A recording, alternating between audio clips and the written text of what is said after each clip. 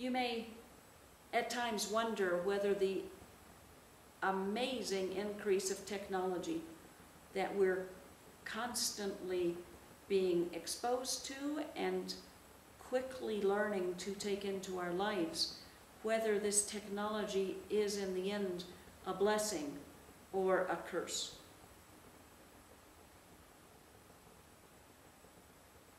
If we didn't have modern technology, there wouldn't be this video for you to be watching or for me to be having filmed.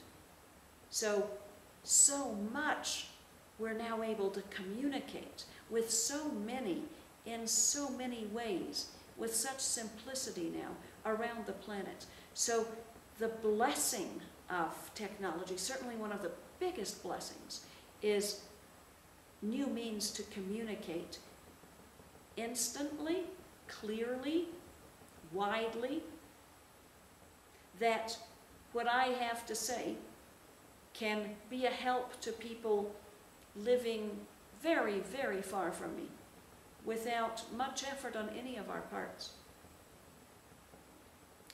Also that our work is made more effective and easier through technology.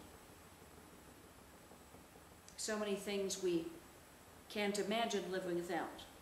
But there is a problem side that many of you may have noticed, and that is that though the communication part is supposed to bring us together and make our working together better, it's also very isolating. People sit with their technologies and interact with them instead of interacting with other people.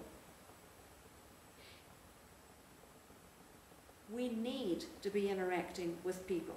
We need to see them face to face, and we need to have interactions in our economic lives, in our providing for ourselves, in giving to others. We need to have exchanges of goods and words and energies and consciousness with people, not just with machines and not just through machines.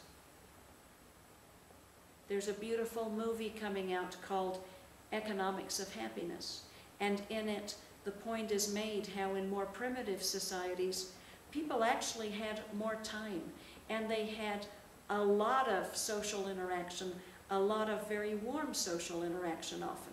There was a lot of connection, more inner peace.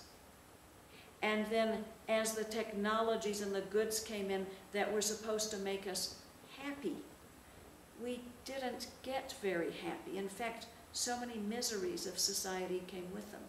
We lost in connection, in heart relating, in loving being together and exchanging our talents, our skills, our gifts, our goods, in spending the time together. Instead, we spend it alone with our technologies. This is not a good thing. And each one of us needs to carefully assess how addicted we have become to the technologies. And there's little tests you can do, you know.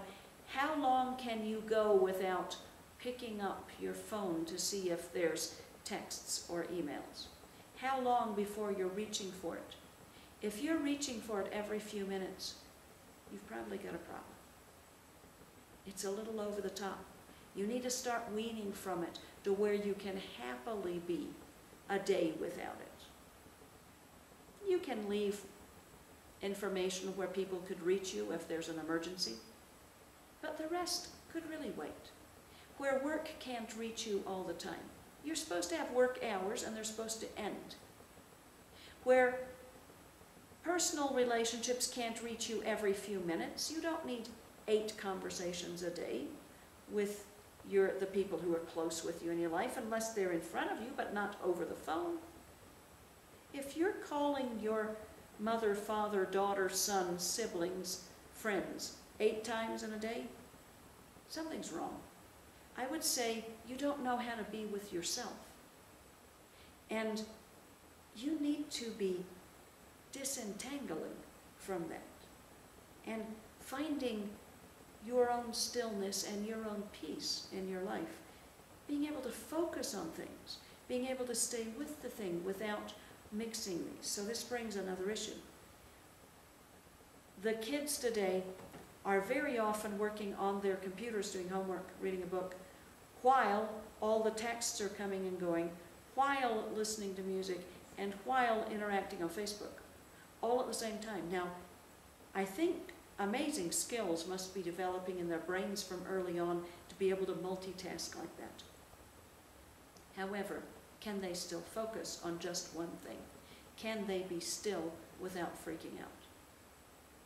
So I encourage parents and young people to have your times away from it. Have your times that you don't touch any of that, and you're just with yourself and with the world around you, with nature, with other people. Present, actually present with them. The learning of presence. So don't let technology become a curse to you. When you see you're too tied up in it, take a break from it. Wean yourself off an addiction to it. Let it be a blessing to you through connecting you, but let it not substitute for face-to-face and heart-to-heart connections with people.